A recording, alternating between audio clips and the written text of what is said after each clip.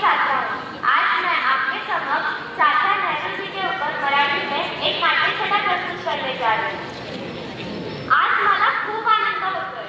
माझे मोठे भाग्यच आहे, त्यात काही शंकाच नाही. नक्कीच भाग्यच म्हणावे लागेल, नाहीतर एवढी सोन्यासारखी देवाघरच्या फुलांसारखी तुम्ही मुले माझा वाढदिवस थोडीच साजरा करत असता.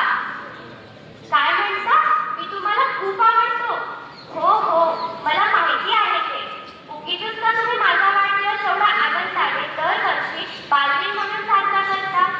पण माझं जरा ऐका बालमित्रांनो, मी तुम्हाला म्हणून सांगतो, तुम्ही माझा वाढदिवस साजरा करताना त्याहीपेक्षा तुम्ही माझ्याबद्दल जेव्हा वाचता, माझा जीवनक्रम जाणून घेता, तेव्हा मला कोणता आनंद होतो म्हणून सांगू.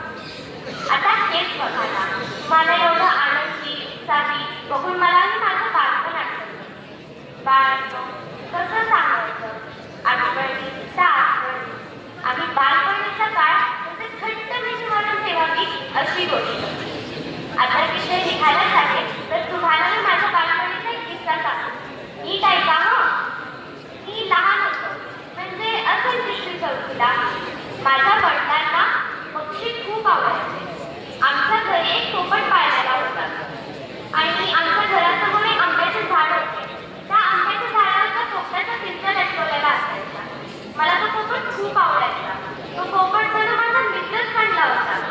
मी त्याच्याशी रोज खूप गप्पा गोष्टी करायचो. माझ्या मनातलं त्याला सांगायचो. तोही माझ्या कानात मिठू मिठू करत त्याच्या गोष्टी सांगायचा. एके दिवशी असंच मी शाळेतून घरी आलो आणि आमच्या पोपटाजवळ गेलो. नेहमीसारखा तोही मिठू मिठू करत माझ्याशी बोलायला लागला. पण का कोणास ठाऊक त्या दिवशी मला तो पोपट खुशच नाही दिसला. त्या पोपटाकडे बघून मला असं वाटलं की तो ह्या स्थितीत खुश नाही. त्याला मुक्त व्हायचंय, स्वतंत्र व्हायचंय, आकाशात मनसोक्त विहार करायचा. मग काय, मी त्या पिंजऱ्याचा दरवाजा शांतपणे उघडला. त्या पोपट्यानेही आकाशात आनंदाने भरारी घेतली. ते पाहून माझंही हृदय आनंदाने भरून गेलं. तितक्यात आमच्या घरी काम करणारा माळी तिथे आला. अरे, हे काय केलंस तू? मालक नाराज होतील असं म्हणाला. मी त्याला म्हणालो, अरे, आपला अवघा देश स्वतंत्र होऊन पाहतोय, त्या पोपटालाही स्वतंत्र व्हायचे होते. म्हणून मी त्या पोपटालाच मुक्त केलं. स्वातंत्र्य हे सगळ्यांना मिळायलाच हवं. बरं बालमित्रांनो, आता एवढंच. पण तुम्ही ही एक गोष्ट कायम लक्षात ठेवा, स्वातंत्र्य हा हक्क आहे प्रत्येकाचा. तो प्रत्येकाला मिळायलाच हवा.